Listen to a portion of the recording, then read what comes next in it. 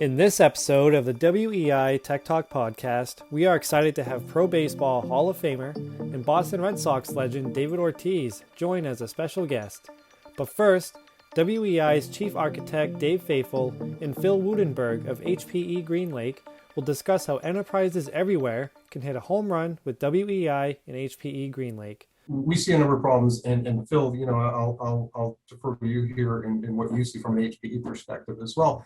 But what we're seeing is, customers are trying to solve two problems. One, they've got to automate everything these days. They've got to respond to the business quickly, right? They don't have time to go and build up IT solutions to support business needs that may take months to go and get done. They've got to do it immediately, right? Hence the appeal to to public cloud services, right? At the same time, though, they've got infrastructure that's been there for a while. They've got to keep the lights on, so to speak. They've got to maintain that infrastructure. So they're trying to balance these two things, while at the same time also trying to be compliant with their different industry.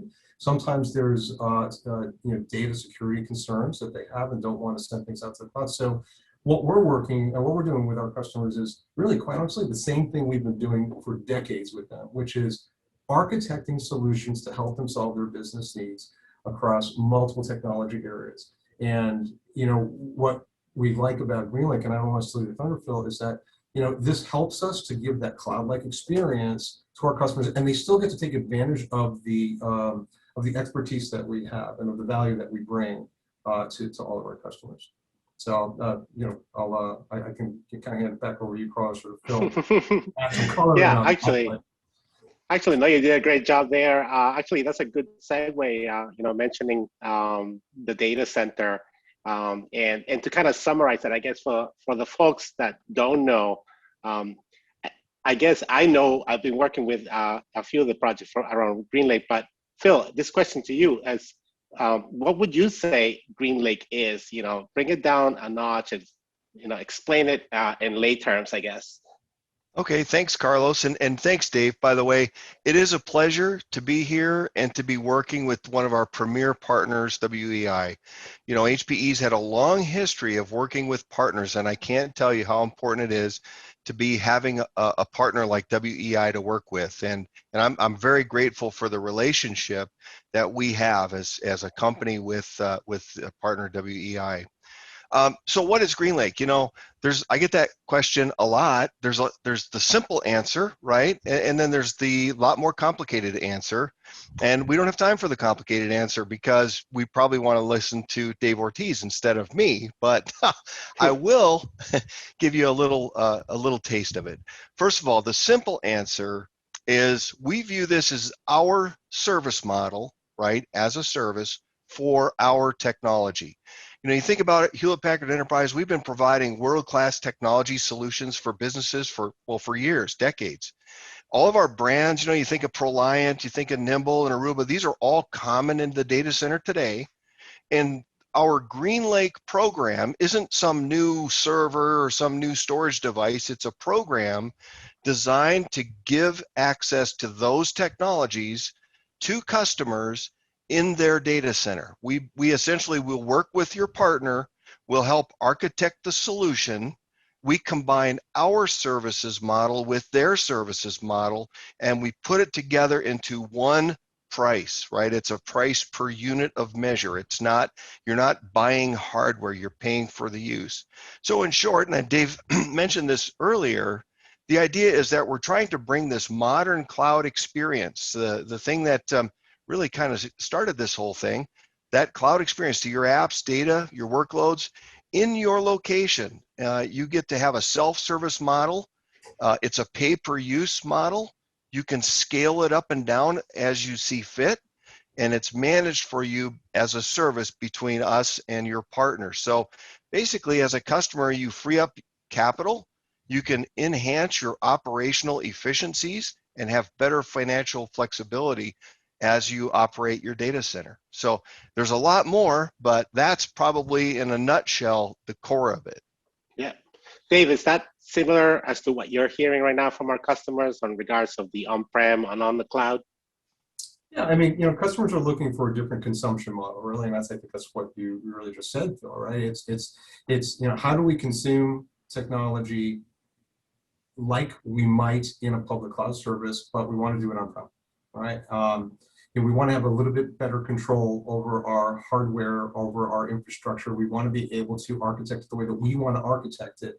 And we don't want to be handcuffed by, what public cloud services are willing to offer us. And quite honestly, in many cases, our customers may want to capitalize that, which is not something that can always do with public cloud services, right? And that is something that we can do with this type of consumption model. So, what customers are asking us to do is, hey, look, you know what? I still need you to come in and assess my environment. Tell me, how can I migrate from where I'm at to where I want to be, yet still not give up control, right? And so, customers are asking us to do that, but at the same time, they're like, well, I really wish I could just consume this the way that, we've all heard in that fairy tale credit card swipe world.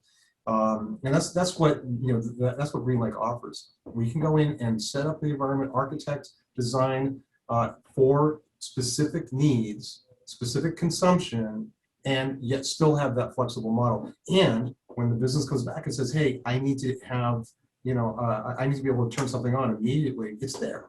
Right? It's already on site. It's already ready to be turned on and used. And by the way, whatever level you want it to be at. You want to have some bare metal that's available? Fine. You want to have virtual machines that are available? Fine. You want to have containers? You want it to be that granular? Fine. That's the other advantage of this. Right. Actually, I can reference one of my projects was a data center relocation where the customer had the opportunity to refresh some of their gear. And they had a software that they couldn't virtualize on the cloud. So they went GreenLake, used that as a swing environment to be able to go from their current environment to the new environment. Yeah, I just wanted to bring that up, that it was it made my life easier because I didn't have to now worry about the transportation of gear. Now it was just a cutover. But Phil, I have a question for you. From your perspective, how do you see people leveraging GreenLake in both the public cloud? Yeah, so that's another great question. We're really seeing a lot of customers, think about it, most customers have some sort of public cloud estate, right?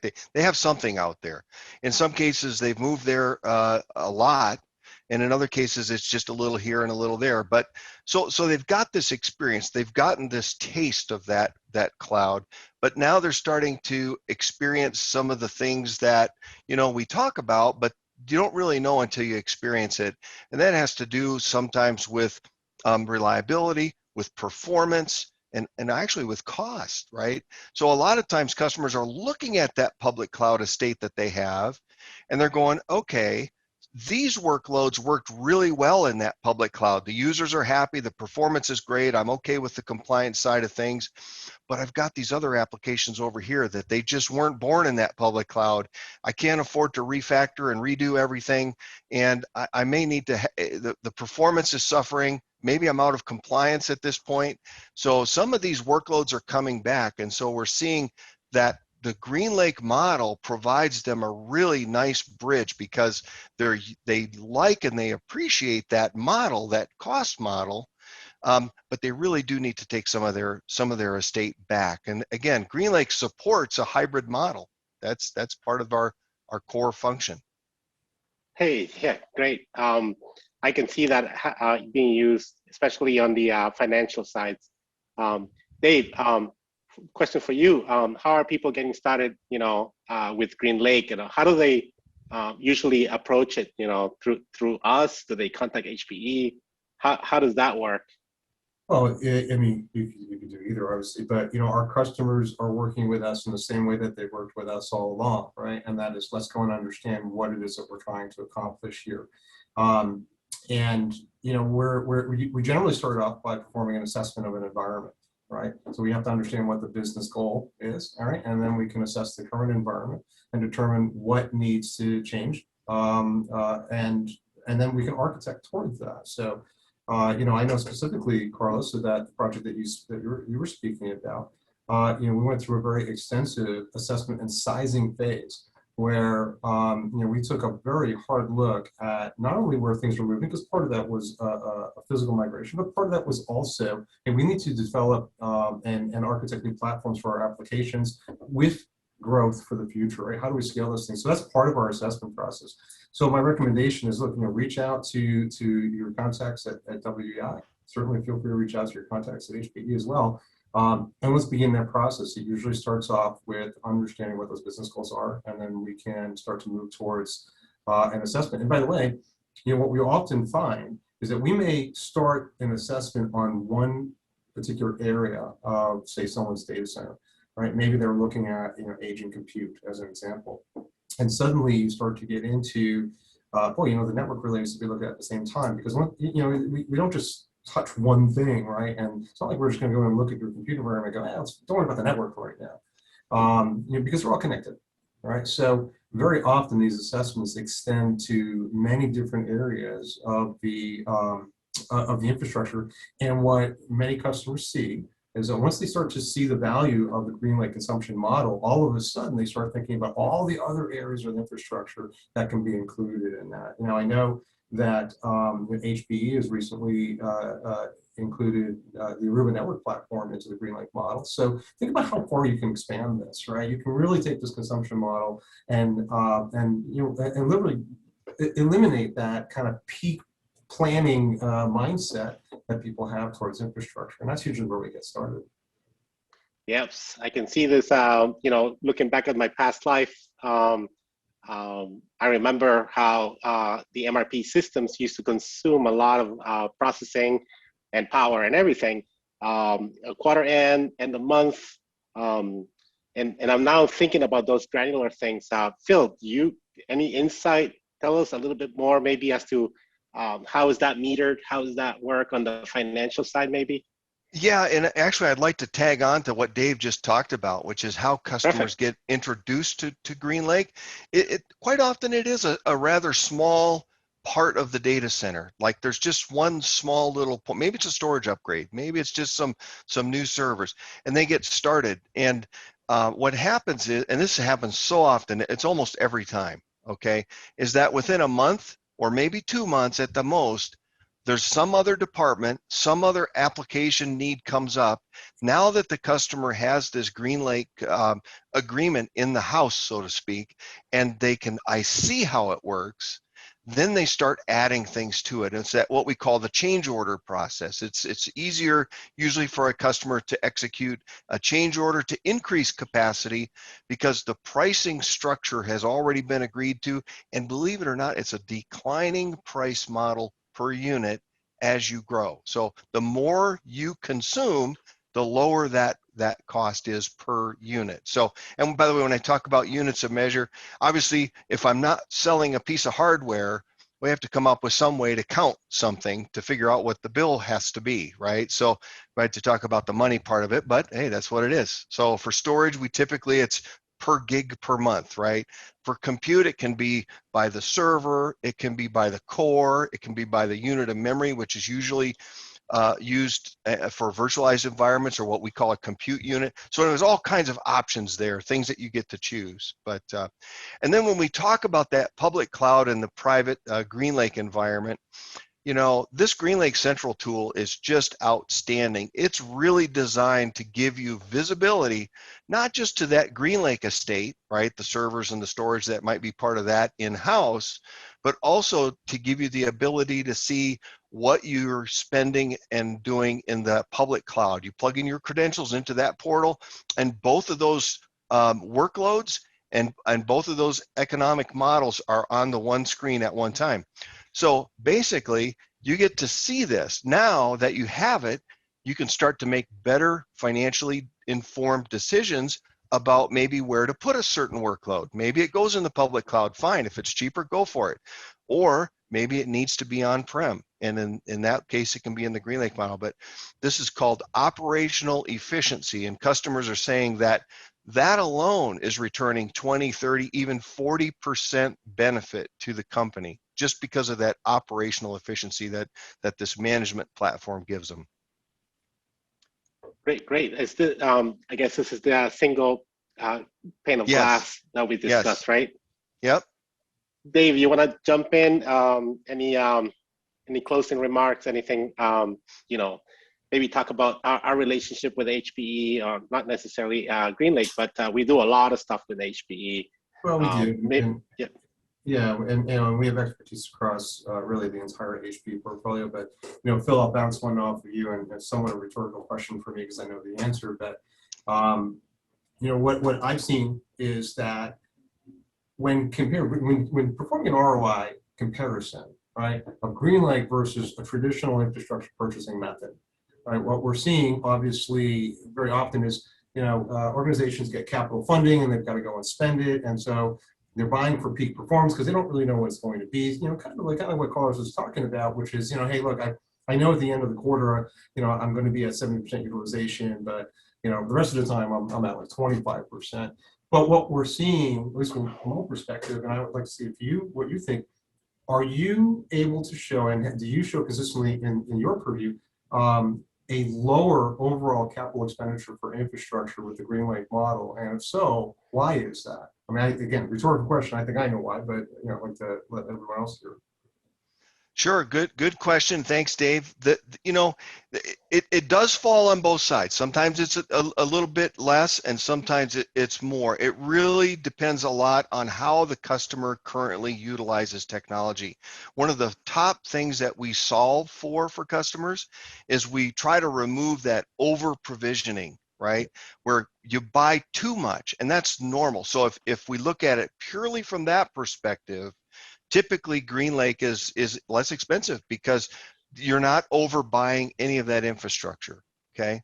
And then as it grows and that cost per unit decreases, that savings continues to filter down through the organization. So it's rare that we find that the GreenLake model is just like crazy expensive. Now, it does have a whole lot of extra services in it. This is our premier white glove service, and I know that when WEI is involved, that they've added a whole extra layer of service, and there is a cost to that, right? We're all in this business. We understand that, sure. But the return and the efficiencies and everything else that come with it, generally speaking, once we start analyzing all the numbers, we look at the expenses, we look at the cost and everything else, we can usually make a pretty good case that at the end of the term of the agreement, GreenLake actually is cheaper. Right. How do you see like yourself helping, IT leadership, right? Especially around monitoring and ensuring that they're not going over their budgets and things like that. So I understand the metering and everything, reporting. Can you go into detail a little bit more about that? How do you help CIOs, directors, managers? Sure. Yeah, in fact, we have a tool. I'd suggest that if anybody's interested in looking at it kind of real time, they can go to hpe.com and look up GreenLake Central. That's what we call this portal. If you'd like to have a direct personal preview of how this portal works and a detailed view of it, we can do that one-on-one through WEI. So that's certainly an option. But basically, there's two key parts to that tool that are included with every single GreenLake opportunity, okay? And the first part is the billing piece, Carlos, to your point. And what it does is it allows me to take a certain amount of technology and assign a budget to it. So if it's storage or if it's VMs or whatever, I can assign a budget to it and I can track that. I can see that. I can get notification if I'm going to ruin that budget, okay, if I'm going to exceed it. So, and I'll hopefully have time to fix it. So lots of good things in that tool, and we would love to show you a demo of that. And now on the techie side of things, as a geek, like what's included in your solution? Does it include storage? Does it include the compute? Network? What layers are involved in the solution? Everything that is on the HPE truck, I guess, for an easy way to think of it. If it's in our truck, it can be in the GreenLake model. And by the way, I don't want to be remiss and forget to point out our partners in the software world. So we have partners like VMware, Commvault, Cohesity, Cumulo, Veeam. Go think of all your big software companies. Every one of those software vendors are partners with us. Nutanix, for example, it's another one. They're all partners with us. They all have a model that can be included in a GreenLake service agreement as a service. So now as a customer, when you look at say a VMware environment, now you can have the infrastructure and the VMware licensing just tracked together. You don't have to have a separate agreement, no other issues. It's all together. So lots of options. Well, great. Thank you, guys. Thank you, Dave, Phil, for answering some of these insightful questions around your solution. Hey, Carlos. Hey, Carlos, thanks, I've got some good news. David Ortiz has officially stepped into the on-deck circle. All right. Yeah. So thanks again to Phil and Dave. And Carlos, I'll let you introduce David Ortiz. All right. Great. Thank you. Great. All right. Thank you, guys. It is my pleasure to introduce a man who transcends Boston sports and baseball, a leader on and off the field, leading his team to 3 World Series, mentoring kids in the inner city, minority communities, always leading by example and always smiling, even in adversity, showing us that dreams can become a reality if we put an effort. Of course, 10-time All-Star, 3-time World Series champion, designated hitter for the Boston Red Sox, Mr. David Ortiz. Welcome, David. Hey, how you guys doing? I like those jerseys. Always. How are you, sir? Where are you calling us from? I'm in Miami, and I'm my son's baseball game. Miami. Yeah, I told him, hey, look, I'm gonna watch a couple of bad. I had a Zoom call that I gotta make around 4:45. So make sure you don't go deep when I'm not watching. That's awesome. That's awesome. I see that it's raining. Hey, David, welcome. I'm gonna pass it on to Carrie. She's gonna start, doing the Q&A. So thank you for joining us. Definitely. Thank you for having me. Hello, David. How are you? My name's Carrie. I've got the World Series patch on representing 2004. You're keeping it tight. I love it. Absolutely. We're super excited that you're here to join us today. So let's start off with the question, how did you get your nickname Big Papi? Well, Carrie, I basically was horrible remembering my my teammates' name. I mean, everybody have basically like a go-to name, and that's what I was good at. But let's say I gotta pronounce your whole name or whatever. It was interesting to see the way I used to go down with. So I used to call everybody Papi. So everybody just started popping me back. Hey, I'm gonna call you Papi too. So all of a sudden, Jerry Remy, up in the broadcasting, he called me for first time. Hey, now going to hit number 34, Big Papi, and that was it. That's that awesome. Was it. Great Everybody story. started calling me Papi, yeah. Yeah, David, Big Papi, can you tell us a little bit as to how you came to play with the Boston Red Sox? I became to be a free agent in January 2003, and I went to this one restaurant. I was in the Dominican playing Winneball, and I went to this restaurant and I bumped into Pedro, and we started talking, and he started asking me how I was doing, if I was ready for next season. I was like, I'm ready. I just I'm not playing with no one. I just got released by the Minnesota Twins. And he was like, oh, really? They messed up. Let me get you a job here with Boston. And that was it. That's how I got there. They sure did mess up. How long have you been friends with Pedro Martinez? It's been a long time. I remember when I used to be with Minnesota, we used to come to Boston to play. Pedro would strike me out 3 times and then take me home to eat. And I will crush every single food I found. We definitely have some questions. We definitely have questions about it. Yeah. Go ahead. It was basically a payback. You strike me out in the game, I strike out all your food right here and drinks. Yep, you can't beat them, join them, right? You're right. You got that right.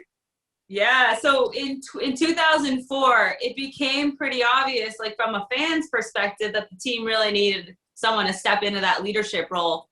And I think it's safe to say we all agreed that you did. So tell us about, your approach to that. How did you step into that leadership role? Well, sometimes that kind of hits you in the face without you being expecting it. Because when I first got to Boston, that clubhouse was full of leaders like Pedro Martinez, Jason Veritek, Trot Nixon, who else? Wayfield, like you name it. Like I can tell you like 10 guys that I look up to, Manny Ramirez. I mean, that clubhouse was jam-packed with superstar player, all-star players that they can, beat the face of any franchise at the time. But reality is that everybody was a little bit on his own. And I basically, without even knowing, I basically reunite everybody. Like the hug, the smile, the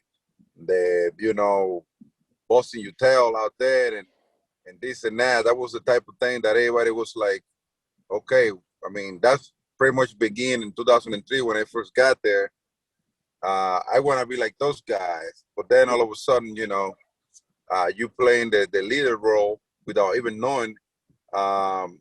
It's something that I'm glad that it happens because we began doing those type of things, and all of a sudden that became to be I would say the team chemistry, and it had been there going for so long. I remember that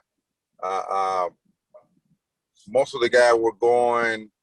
All of a sudden, we had new kids coming in, and me, I retired at some point, and then I keep on watching guys like Bogart, Mookie, and a lot of them, JD, those guys coming into that good chemistry, and all of a sudden they continue winning championship. That's something that it made me very proud. Yeah. I mean, I can definitely agree with that. I think sometimes the best leaders lead by example, right? Without even knowing. But we do have a lot of business leaders and IT leaders on the call today.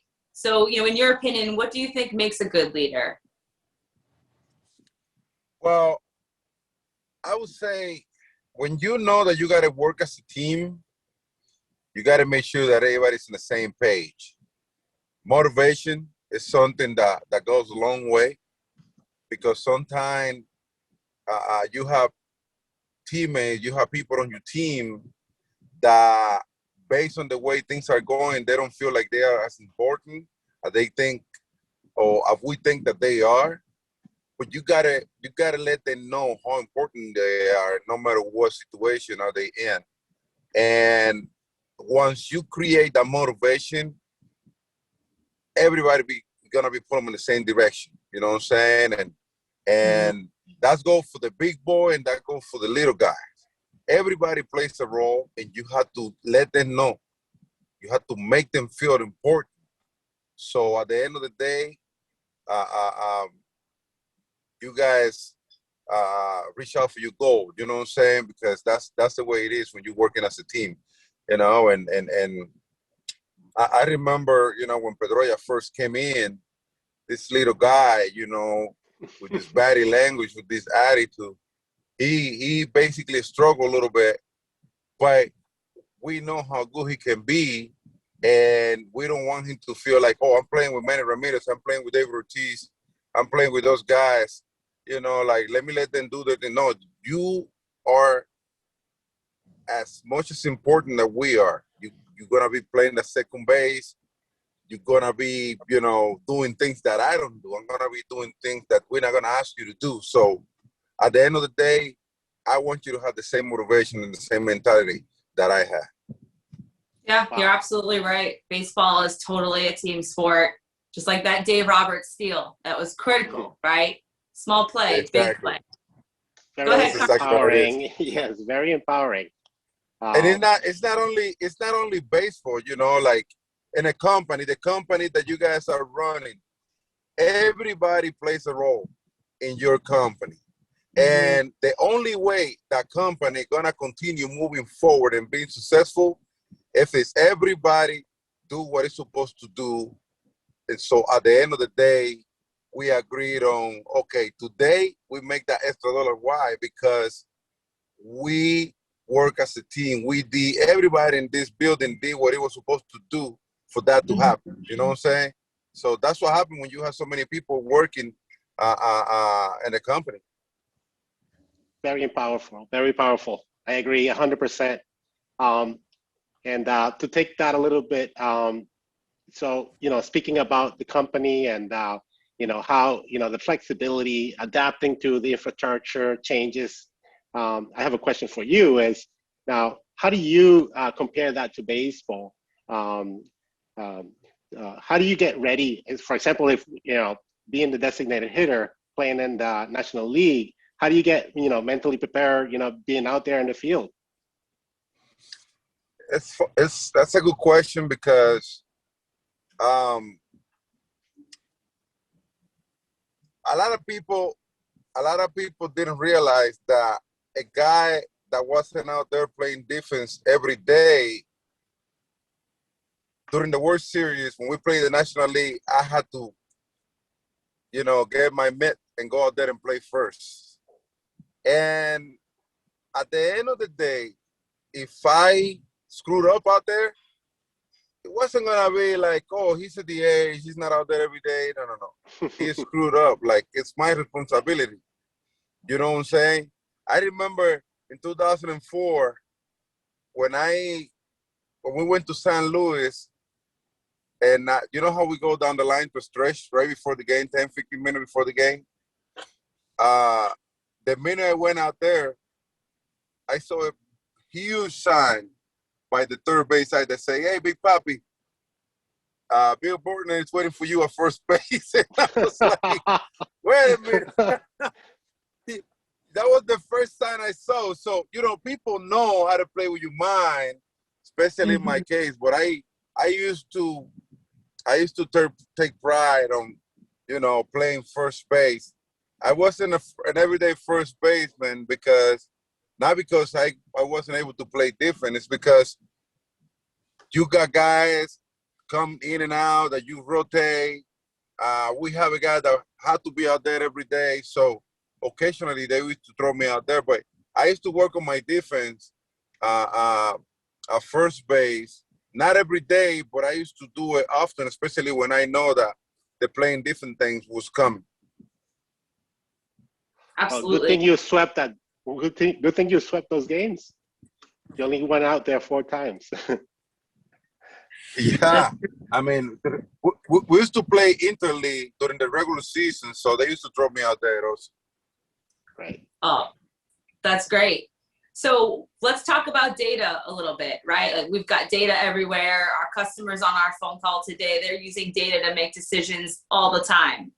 So tell us, what type of data did you look at when you were preparing for a pitching matchup? I was the kind of guy that I basically, pitchers were very careful with me based on not trying to repeat the same sequence. I would say that they use against me because they feel like I was smart enough to make an adjustment from one pitch to another or from one at bat to another. Thing is with baseball is so difficult and complicated that even on your best day, you will go 0 for 4. You know what I'm saying? Even on the day that you feel at your best, you will only last out there 2 innings because you can either hit the spot or whatever, but you are feeling great. You know what I'm saying? So you can take anything for granted when it comes down to baseball. In my case, I want to make sure that I see what was the guy last 2 start was like. If he was healthy, he was dealing, he was locating his fastball, his breaking ball, his changeup. It all depends the type of pitcher that it was and what type of pitches he had. So I used to go from there, and then I used to also, go on my swing, how I was swinging, what I was working on.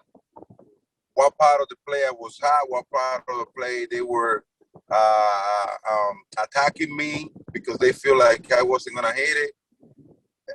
It was a lot of data that I had to keep up with, so that I can accomplish what I was looking for at the end of the day. And but baseball is the type of sport that you have to definitely be in it. Not only when you are on the field. I remember after the game, I used to go home and just watch highlights and watch baseball. I mean, you finish a game 11:30. It all depends how long the game was. You be home by midnight. You be watching TV highlights and stuff until like 3 or 4 a.m. in the morning, and then you go to sleep. But it's because your mindset and your mentality doesn't allow you to shut the engine down right away. You know what I'm saying? You gotta just stay active and continue working and continue watching things because you never start learning about baseball. You're right. You're right. You never really stop putting the work in. It's more of a lifestyle anyway. That's right. That's why I enjoy my vacation now. Yeah. David, our company, WEI, is a minority-owned business that likes to focus on diversity, inclusion in hiring, and community outreach. How have you helped people in your local community embrace the idea of diversity and inclusion? Well, you know that with this pandemic, things have got a little slow. And I would say that people basically, at some point, the pandemic was a little depressing. But then human beings, we got the ability to adjust ourselves to things, to times and stuff like that. And I think people right now is not struggling as much as it was the first couple of months of the pandemic. I know we all have lost family members, friends. It has been a struggle big time. Me personally, I have lost a couple of friends. My really good friend was my advisor for years. He died during the pandemic, you know, and when you feel like you can even go to a funeral for your loved one, it's something that it's not expected. It's something that is, I mean, just having somebody passing away is hard enough. Think about not being able to even have a decent funeral or something like that. It's something that you know, make a struggle. But in my case, you know, I'm always down with the community service, with helping the community. I'm crazy about kids. I don't think there's a human being that loves kids more than me. I'm crazy about kids, man. I'm down with helping kids to develop, to learn, you know, to have that clean mind, to make sure, because at the end of the day, we all know that kids are the future of what we are. You know what I'm saying? And you gotta make sure that they hit the right track. So there's no distraction. They focus on their goal. I know it's hard sometimes. That's not as being a young kid, especially with everything that is going on nowadays, to focus. But I always try to take time, you know, to do things that make kids better. I got 4 kids myself, and I love my kids. You know, I can call myself lucky enough that they listen to me and they agreed on things with me and my wife, and like I say, you know, it's just I'm always down with doing things for the community, because I got my own foundation where I've been having it for the past 12 years. We do open heart surgery for children. That is something that made me super proud. You know, every time I see a kid getting their surgery done, I feel like I just hit another homer with a base loader, because there's nothing better than being able to provide help for someone. I never count myself as the one that does it. I always thank God for giving me the opportunity to be who I am, to reunite people, to connect with people that help me to do this type of things. And that's it, man. You know, like I try to stay busy at doing things. Thank you for your help. We all appreciate that. Carrie, you want to take the next question? My pleasure. Sure. I was going to actually ask you a little bit about the David Ortiz Children's Fund. How are some ways that, we can get integrated with that? How can we help? Well, we definitely have our website, David Ortiz Children's Fund. People get all the information about the things that we do, details. Our foundation has been able to somehow, some way, we had done over 1,000 surgery on kids, but over 10,000 kids have been related to associate themselves with the foundation somehow, some way, in New England and in the Dominican Republic. And That's amazing. reality is that we do event everywhere. Like towards the end of May, we have an event up in Boston, May 24, to raise funds for the foundation. We also have a golf event that we do it every year. We didn't do it last year because of the pandemic, but we are thinking about doing it this year. We will know by June, July about it, because we always announce it 4 to 5 months before the event. And reality is that we basically covered the surgery of all costs. A lot of family that they don't have the financial statement are the one that hit us to get the surgery done. And it's to be honest, I feel very thankful and grateful that I'm able to get this thing done, because you see those children before they get the surgery and after they get the surgery, and it's a whole different ball game, you know what I'm saying? And like I say, I gonna continue doing this as much as I can, because I guess that's what I like to do. Mm-hmm. David, speaking of that, actually, we do have some kids on the call today. So do you have any advice to share with those kids? Anything, any insight as to how they can get to play in the big leagues just like you? Well, the first thing that I always tell kids is that I think, or not that I think, I'm 100% sure that I became to be successful at what I was doing. It was because I always listened to my parents, just to begin with. My parents showed me at a very, very early age that they were my best friend, and that I can trust them. And to be honest with you, once you build a relationship with your, I listen to what I was told. I take their advices, and to be honest with you, that was the major reason why I became to be successful at what I do. But on the other hand, my best advice to you also is be happy and stay focused on whatever you feel like you want to do, because that's the only way you're going to reach out for your goal. You know what I'm saying? You can't let no one interrupt your focus. Every single human being, God give the ability to be a special as something. Once you discover that early, and you put all your hard work and focus into it, I promise you, I promise you, you're gonna get there. Nobody gonna take that away from you. But you gotta put a lot of hard work, a lot of enthusiasm, and your focus. You have that talent, you need to develop. And that's the only way you're gonna be able to accomplish. That's great. That's great advice. Listen to your parents, look for those shining stars, mentors in your life, and stay focused.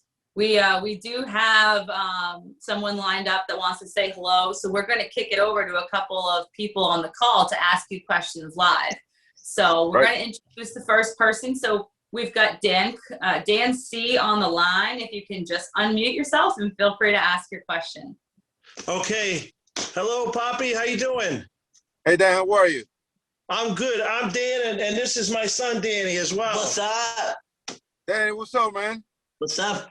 So Danny had his heart surgery at Boston Children's Hospital, and on his checkout day, Jason Veritek came to see him and held him when he was a baby. Capitan. Yes.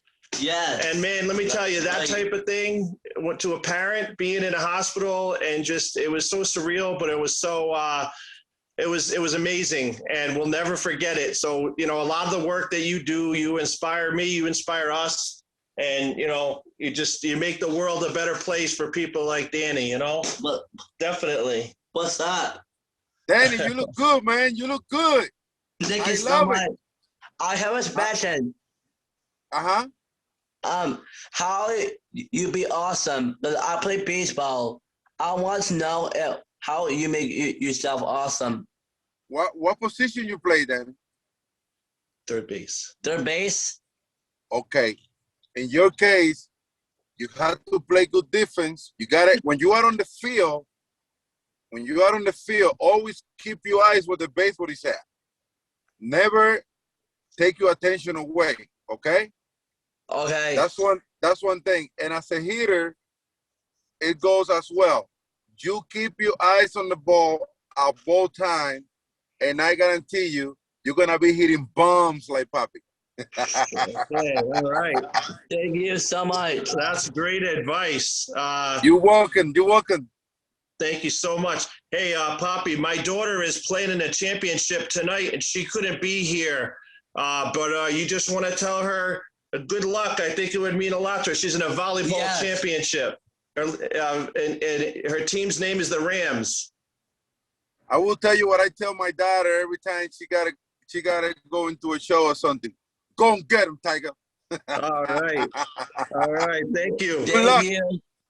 Thank you. Awesome. Thank you so much, Dan. That was such a great story. So cool that we got to make this happen for you. Oh, Let's yeah. kick it over. Absolutely. Let's kick it over to Pete L. Pete, what's your question? Hey, Bobby. Pete Hey, from P, how are you? Good, man. Century Bank repping here in Medford, Mass. Two questions, right? What's your most memorable experience with your foundation? And then what's your day-to-day life after baseball? You know, outside, you know, the last year with the COVID pandemic, but, you know, what's your day-to-day life? That's a good question. My big experience was my very first one at the foundation. A friend of mine on a Sunday, I'm always with my family on Sunday. Sunday, I like to play salsa music at my house, have food, drinks. I invite a friend. I'm always with my family on Sunday.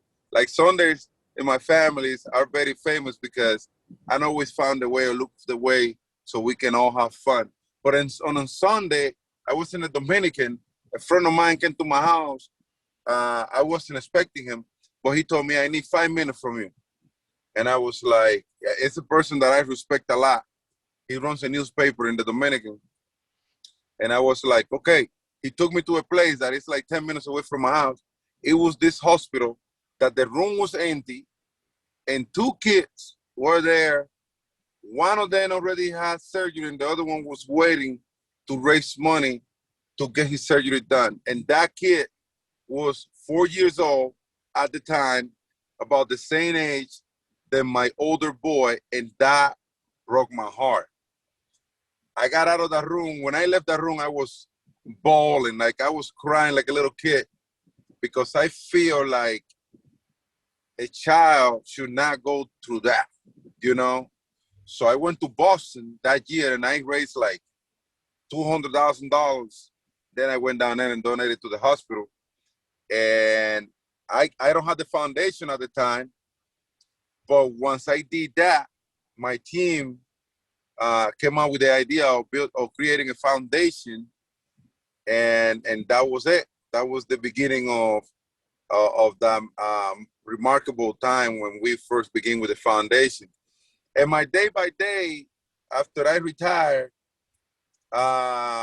last year, like I said, with the pandemic, things was slow, but to a person like me, it was good because I travel a lot, I work a lot, I do a lot of things, and I'm always traveling, because I stay really busy uh, as I used to. But then the pandemic kicks in, and I had to stay at home for like 5 or 6 months without traveling.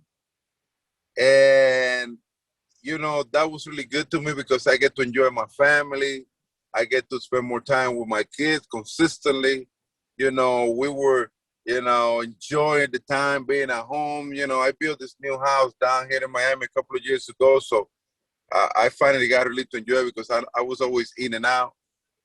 And, we were at home basically not, connecting with anyone because my dad is diabetic and I brought it to be with me.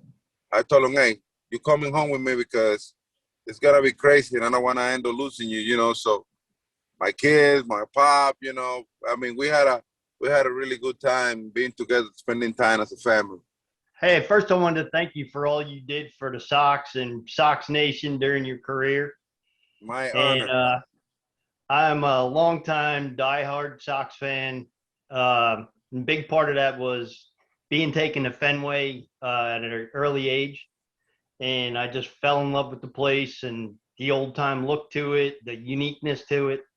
So I wanted to ask you, what was it like playing at Fenway? Is it your favorite place to play?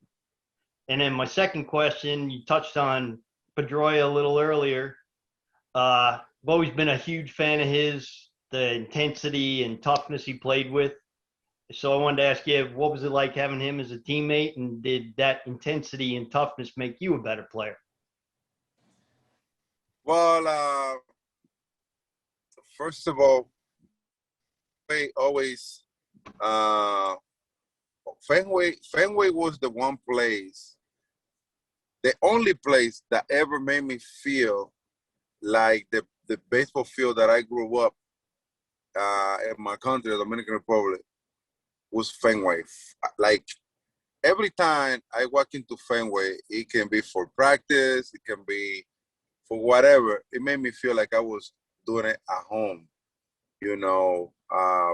playing in front of you guys. It was the best thing that ever happened to me, playing in front of the Red Sox fan, because I know I have a lot of teammates that they have issues dealing with the pressure, dealing with the excitement, dealing with the controversy and all the stuff. But in my case, I was different, like I need that. I need that. I need to hear people booing me when I used to go to Yankee Stadium. I need that because that was my motivation, you know what I'm saying? When I used to walk to the under circuit at Fenway, I used to look around always and look at the fans' faces. And that faces, they used to tell me, we're expecting you to come through. That's the only way I can translate that, you know what I'm saying? And to me, I don't even know how to explain that sometimes. Like when I talk about it, I get goosebumps because I like that type of intensity. You know what I'm saying? Like I grew up into that. Like I come from really tough neighborhood back in my country, the Dominican Republic. And trust me, playing a Fenway to me was like being in heaven. You know what I'm saying? Because it was enjoyable. Like I need that intensity to play sport. Like I don't know if I was gonna be able to play during the pandemic with nobody at the stadium. You know, like I don't know if I was gonna be able to perform at the highest level like that because I can really play like that. I like the intensity. I like the feeling. I like to see people faces, mentality. I like to hear the screaming, and then I have my soundproof. I used to graduate myself into it. You know what I'm saying? So that was my thing when I played baseball. I really enjoyed playing at Fenway. I don't know if there's any player ever that enjoyed playing at Fenway more than what I did. And Pedroia, what can I tell you about Pedroia? If I talked about Pedroia, I would not finish. Pedroia was like, I always used to look up. I used to have dreams with Pedroia being my little guy on my shoulder, telling me things like the little evil and the little angel right here. I mean, that guy. We got to the point that he used to motivate me.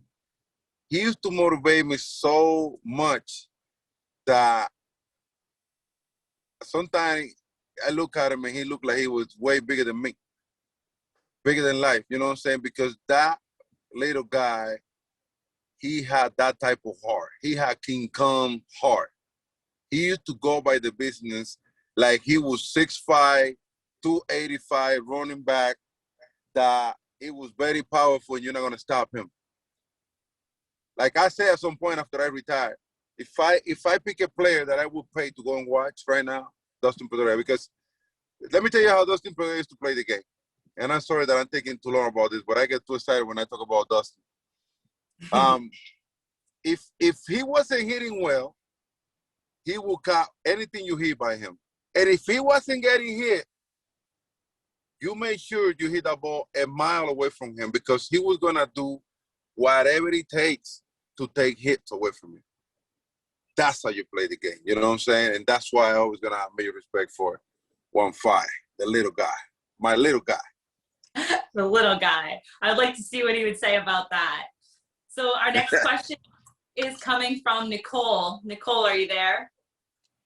I am. Thank you. Can you hear me? Yes. Hey, Nicole, Okay. How are you? Hey, David. How are you? It's Doing such a good. pleasure. Huge fan. My pleasure. Who's that little guy back there? This is my son, Jason. Hey, Jason, how are you, buddy?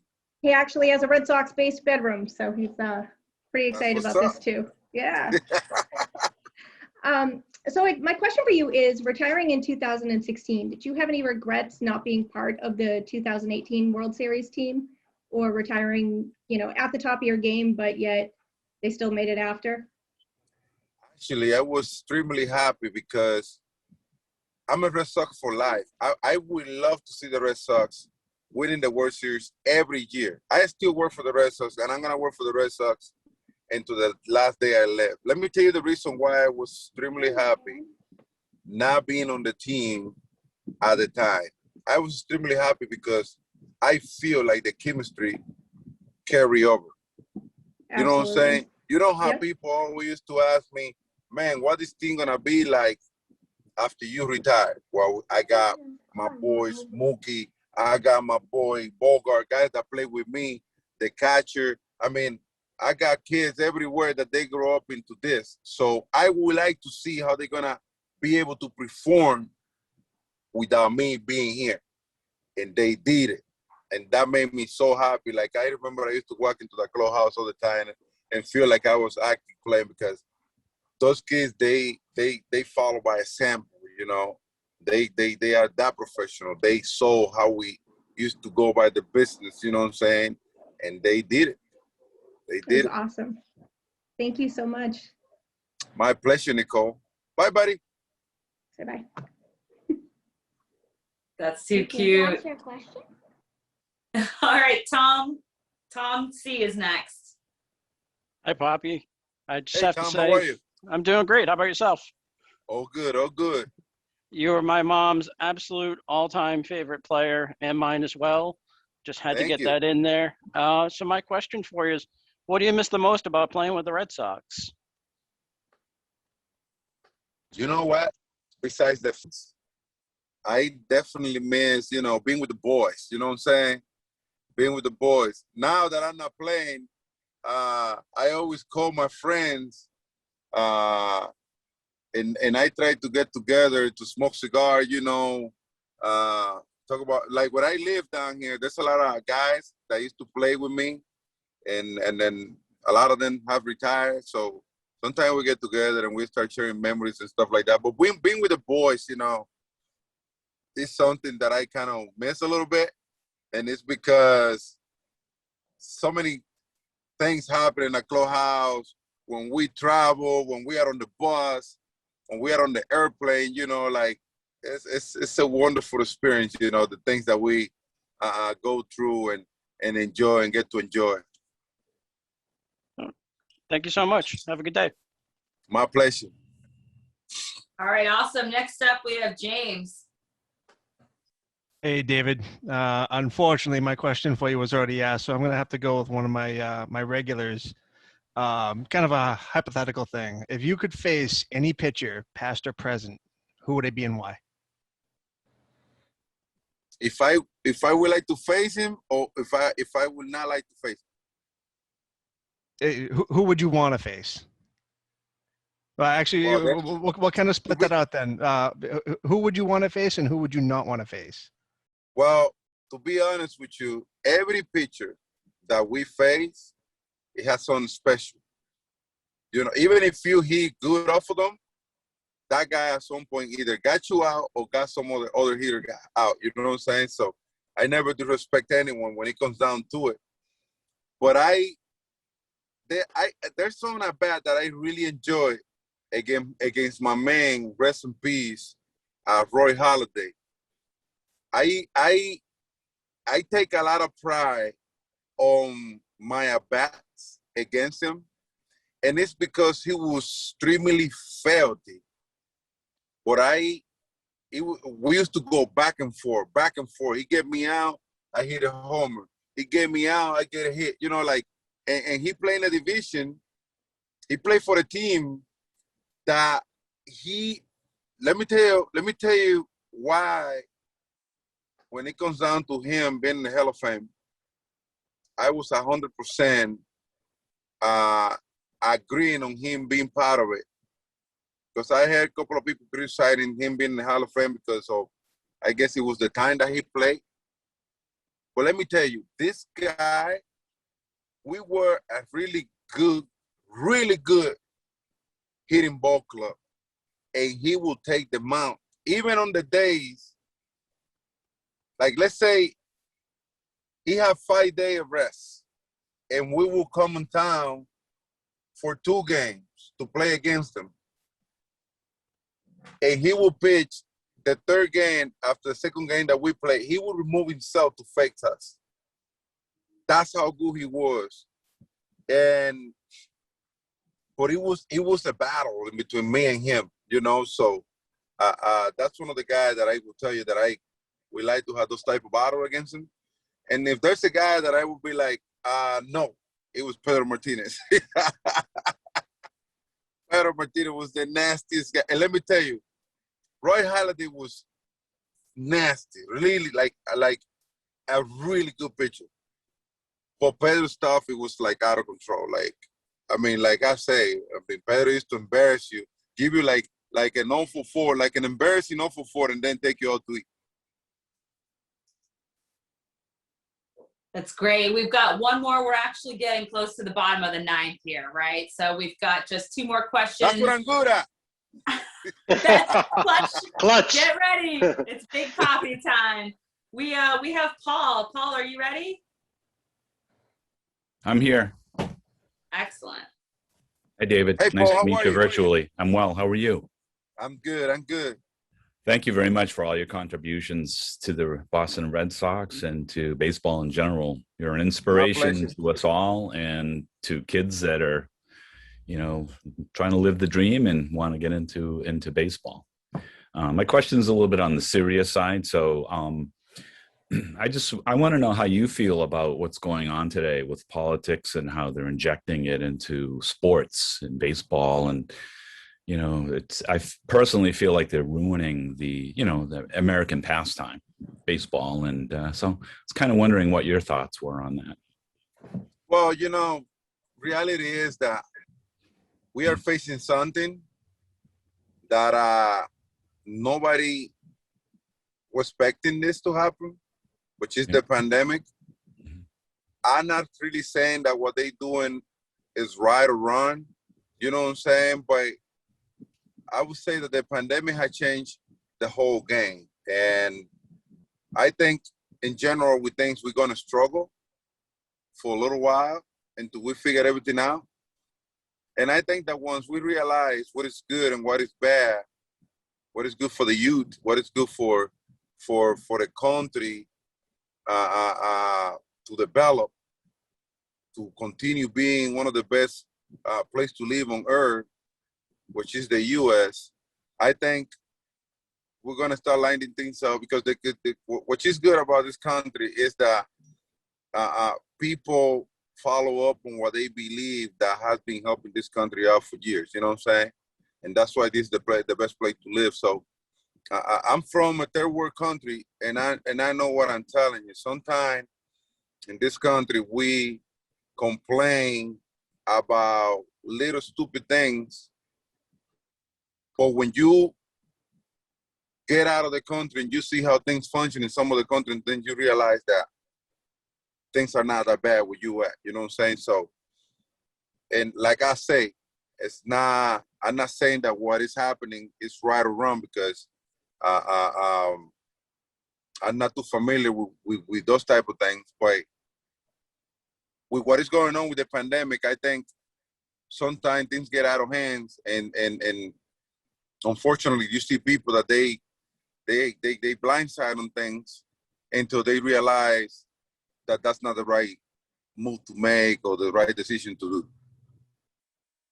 Mm-hmm. That's great. That's great. Thank you so much. I think we're about to wrap up here. I had one question come in from a customer that I just want to ask real quick. And that was from Gary. Gary says, what do you think is one of the most overlooked moments of your career? Hey, how are you? I will say, look, when I first got to Boston, I don't know much about the history.